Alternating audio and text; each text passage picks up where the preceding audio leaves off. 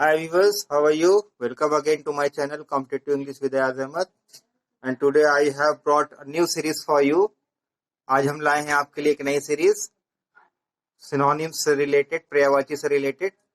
और इस सीरीज में हम हर बार आपको हर एपिसोड में 10 सिनोनिम्स बताएंगे जो कि कॉम्पिटेटिव एग्जाम्स और एकेडमिक एग्जाम्स दोनों के नजरिए से बहुत ही इंपॉर्टेंट होंगे और आपके लिए बहुत बेनिफिशियल साबित होंगे। तो let's start today's work. First of all, कौन से 10 सिनोनिम्स हम लेने जा रहे हैं देखते हैं। ध्यान से देखिए। फर्स्ट ऑफ ऑल, जैसा कि लिखा है 10 सिनोनिम्स, और ये हमारा 10 सिनोनिम्स पार्ट 1 है। पार्ट 1, ये पहला एपिसोड है 10 सिनोनिम्स का। तो सबसे पहले देखते हैं कौन सा लेते हैं। पहला सिनोनिम्स हम लेने जा रहे हैं एब्रप्ट। आज हम इस इजी सिनोनिम से शुरुआत कर रहे हैं, फिर मीडियम पे जाएंगे, फिर उससे भी हार्ड लेंगे। हालांकि ये इजी वाले को आप हल्के में मत लीजिएगा, ये भी एग्जाम में पूछे जाते हैं। और पहला हमारा वर्ड है एब्रप्ट, और उसके ऑप्शंस हम ले लेते हैं। पहला ऑप्शन ए अनइवन ले लेते हैं, uneven. Option B sudden. Option C unlawful, and option D हम ले लेते हैं एंग्री। तो सबसे पहले आपको मालूम होना चाहिए कि मीनिंग कीवर्ड की मीनिंग क्या है, ऑप्शंस की मीनिंग क्या है, क्योंकि कभी भी रटने से आप सिनोनिम्स नहीं कर पाएंगे। रटे वही सिनोनिम्स जाते हैं जो अक्सर एग्जाम में कई बार पूछे जा चुके हैं। अदरवाइज आपको कीवर्ड की मीनिंग और ऑप्शन की मीनिंग को निकालते हुए तब आपको सिनोनिम्स लगाना होता है, क्योंकि कभी कभी रटा हुआ एग्जैक्ट नहीं देते हैं एग्जाम में। तो चलिए जानते हैं अब्रप्ट की मीनिंग क्या होती है। अब्रप्ट की मीनिंग होती है अचानक। अनइवन की मीनिंग है जो बराबर ना हो, अनइवन हो, जो स्वीटेबल ना हो, जो फेवरेबल ना हो। सडन की मीनिंग भी अचानक होती है। अनलॉफुल का मतलब होता है जो लॉ को नहीं मानता, जो एनार्की है, अराजक तत्व है, उल्टे सीधे सोसाइटी में काम करता है। एंग्री मीन्स गुस्सा। तो इस तरह से हम देखते हैं इस एब्रप्ट को याद कर लीजिए। एब्रप्ट का सडन, जो चारों का इवेल्युएशन करते हुए जो हम देखते हैं, वो आपका option B sudden is the correct answer. चलिए, तो एब्रप्ट के बाद हमारा दूसरा वर्ड क्या है आज की सीरीज में, उसको देखते हैं।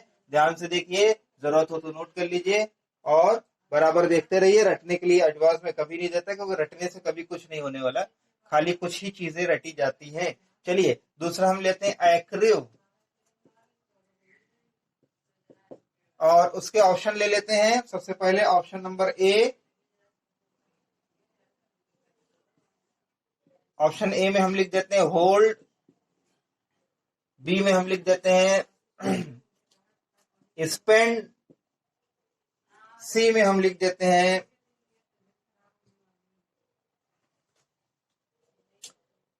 इंक्रीज,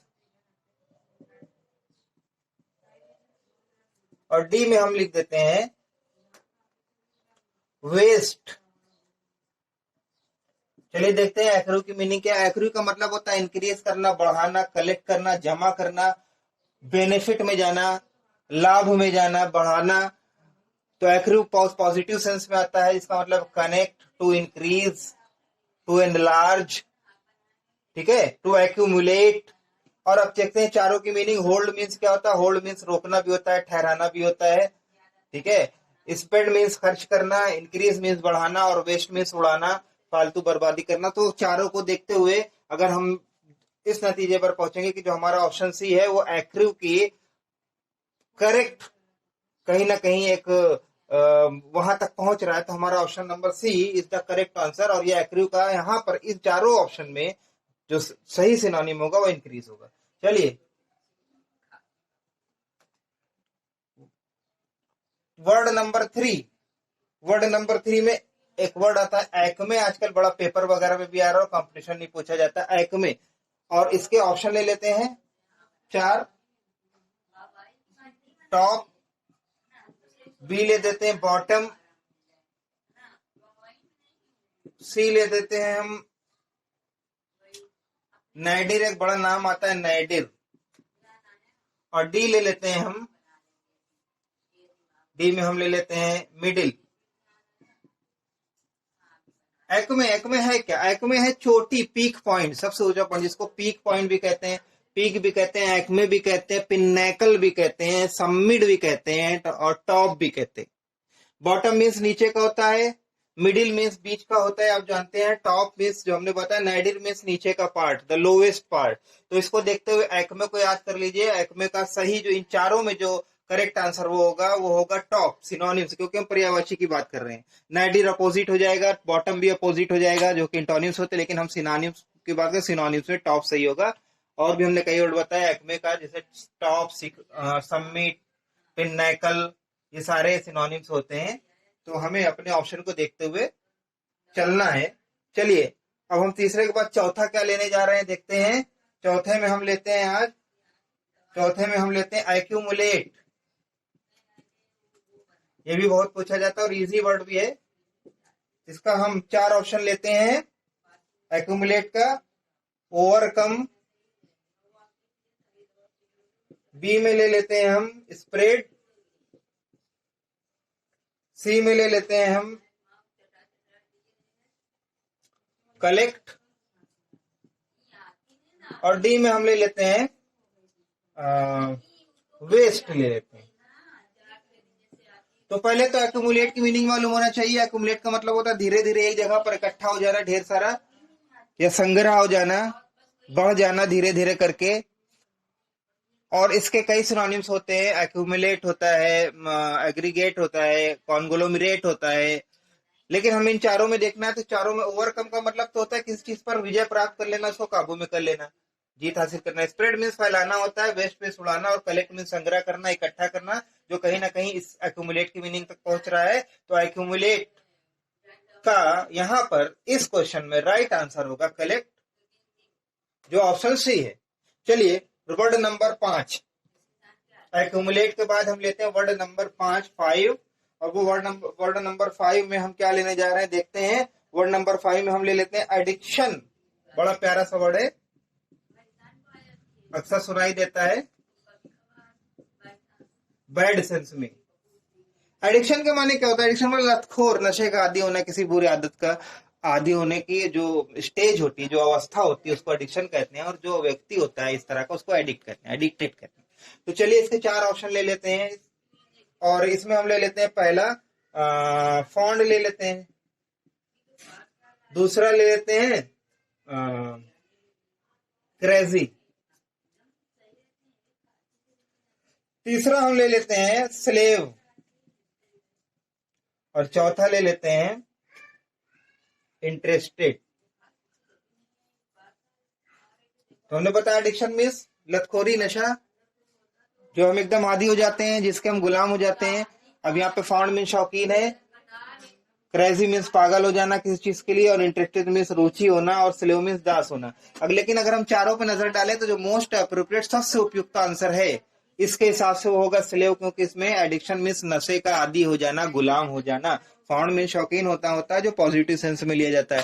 क्रेजी, क्रेजी का मतलब जोश में या किसी सनक में पागल होना। लेकिन हमारा जो राइट ऑप्शन है वो है स्लेव। और इसके साथ एडिक्शन के बाद हम चलते हैं जल्दी से वर्ड नंबर 6 की तरफ, क्योंकि हमें 10 वर्ड्स की सीरीज आज बतानी है। 10 हमारे एपिसोड में बताएंगे, जब भी हम बताएंगे आपको।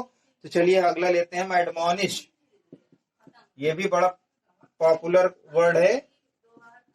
एडमोनिश का मतलब होता है हल्की सी झिड़की देना, या किसी चीज के लिए डांटना, या कस के आंखें दिखाना, या डिसअप्रूवल को शो करना अपनी बातों से, नाराजगी जाहिर करना, डांटना।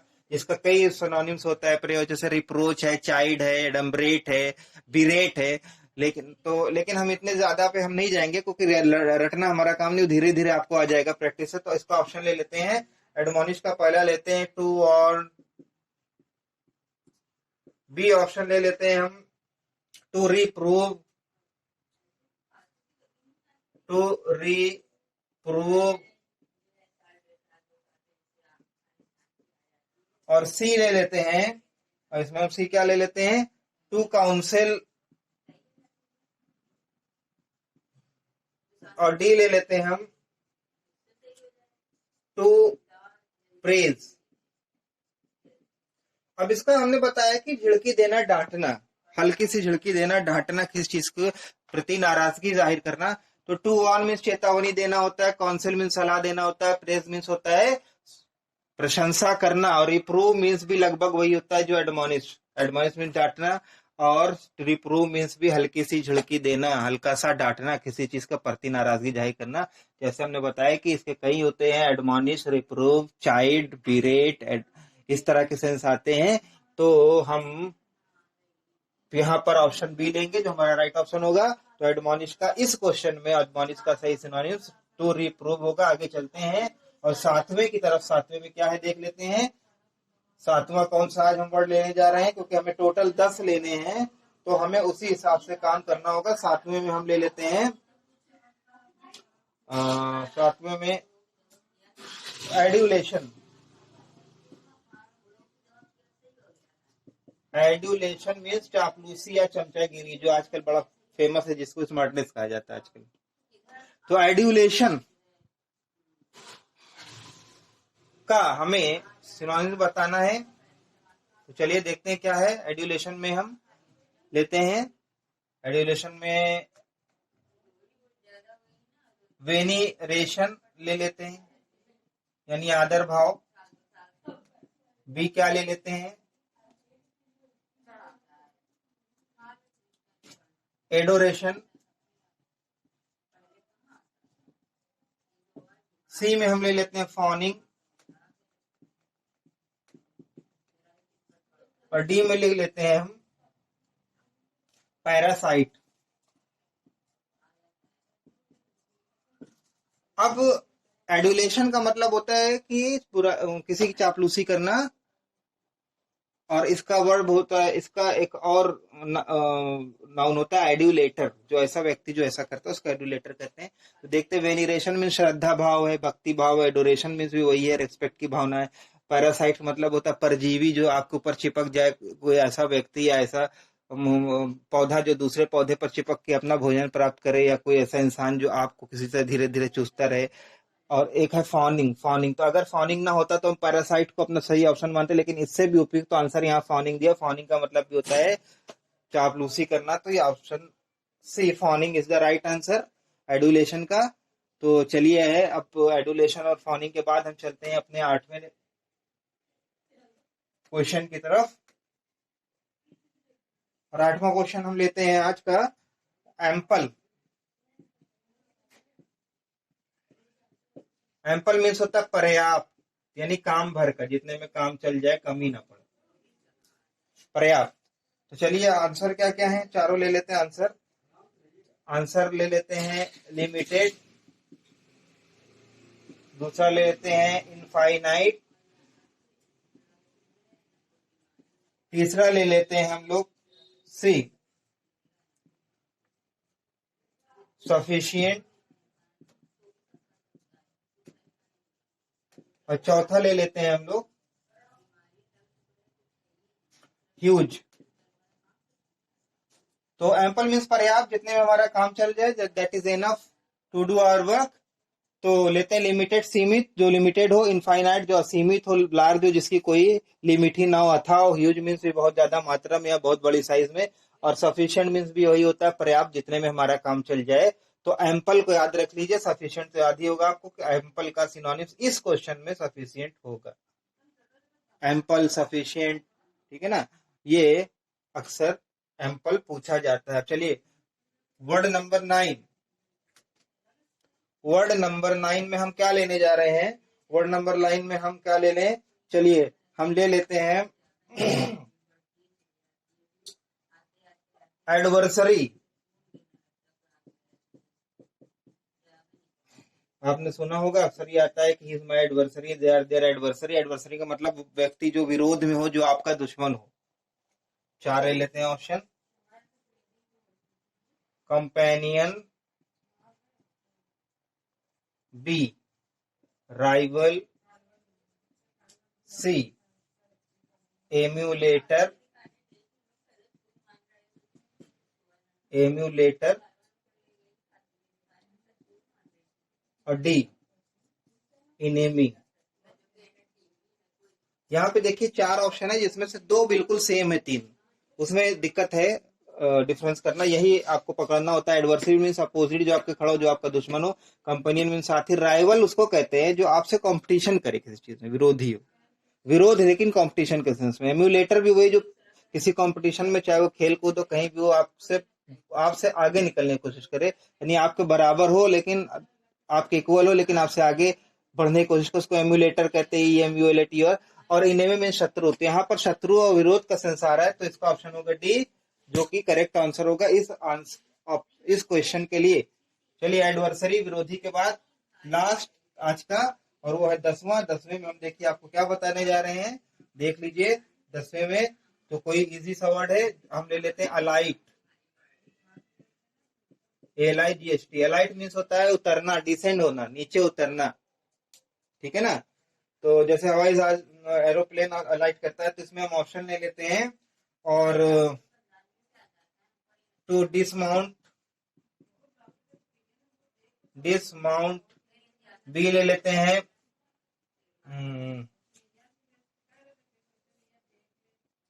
Gate off, to get of.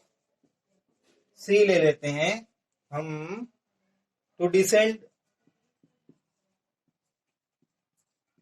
DESCEND।